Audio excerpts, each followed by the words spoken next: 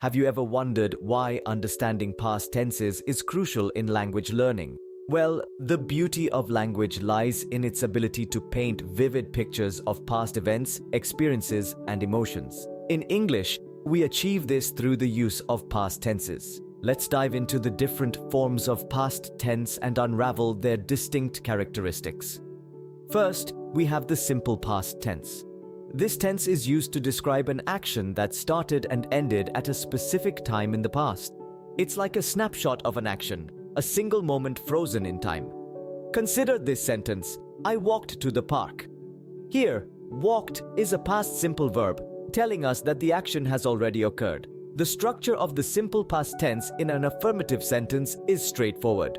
You start with the subject, followed by the verb in its past form, and then any additional information. For instance, he danced all night. But what about questions and negatives? Well, questions in the simple past tense are formed by starting with the question word, followed by did, the subject, the bare infinitive of the verb, and any additional information. For example, did she dance all night? In negative sentences, we introduce did not or its contraction didn't before the bare infinitive of the verb, such as he didn't dance all night. Let's move on to the past continuous tense. This tense is used to describe an ongoing action that was happening at a specific moment in the past. It's like a movie of an action, showing us the action in progress. The structure of the past continuous tense is simple. We start with the subject, followed by was or were, the base form of the verb plus ing, and then any additional information. For example, she was dancing all night. For questions, we start with the question word, followed by was or were, the subject, the verb with ing, and any additional information. For example, was she dancing all night?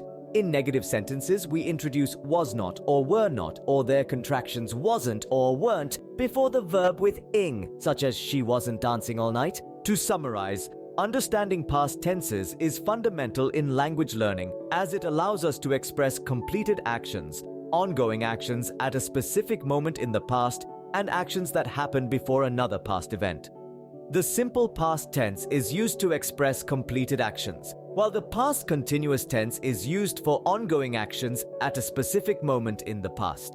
To form questions and negatives in the past simple tense, we use did or did not before the bare infinitive of the verb. For the past continuous tense, we use was or were or their negatives before the verb with ing. Remember, language is a powerful tool that allows us to express our thoughts, experiences, and emotions. And the past tenses are an essential part of that tool. So keep practicing and keep learning. Your mastery of past tenses will undoubtedly bring your English to life.